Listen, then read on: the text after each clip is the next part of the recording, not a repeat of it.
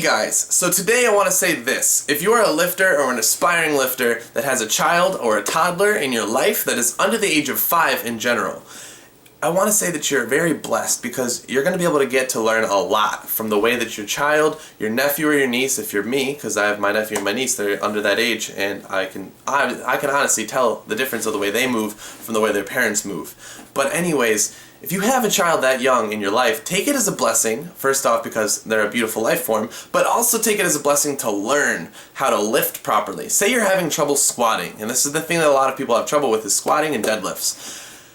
If you look at a kid, for instance, I made a blog on the posterior chain. Link is down there. Let's get right to the chase. This picture that I used in the blog right here is of a little child squatting down. Now the thing about them is they're so in tune with their body, they're so in tune with everything, and they're not changed by society in the way that we're supposed to be, how we're sitting all the time, and things of that nature. So they also don't have muscle imbalances or nearly as many muscular imbalances that adults and even adolescents have. So what I want you to take from this is, just in short, if you have a kid that's under that age bracket in your life, I want you to look at the way they move, because they move the way that we were intended to move before we had chairs, cars, desks, and all this torturous shit that we do to our bodies. They are the primal movement patterns. So if you watch a kid squat, if you watch a kid even deadlift, they're going to do it properly without having to think about it, because their central nervous system is already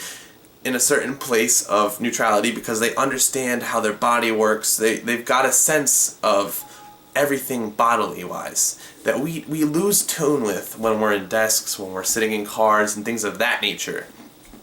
So what I need you to do is take into account that you could probably learn something from these little kids that you're watching on a day-to-day basis, especially for you that are like grandparents or parents yourselves. You're seeing them on a day-to-day basis, so you should really take into consideration that you could learn a whole shit ton just from the way they're moving and the way that they're doing things. So they do a lot of motion with their hips, and that's a thing that I've addressed before with the whole knee pain thing.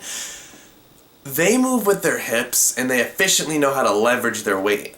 Us as adults, adolescents that are put through a certain society, we're moving more through our knees. I'm not talking for myself because I've retrained myself after I've noticed that I was moving through my knees, but now I move through my hips the way that a little child would. However, a lot of people, you'll find if you're doing a squat or something, they're going to throw their knees back, and eventually they're going to get hurt. Either their hip flexors are going to get hurt, their quad tendons, or their lower back's going to get hurt. And those are the things you need to prevent. So if you can learn how to get hip drive and how to move in general like a little child does, you're golden. But guys, this is all just advice from what I've seen, from what I've kind of experienced throughout my life. Take this and use this to your benefit, as I have already. Take it easy.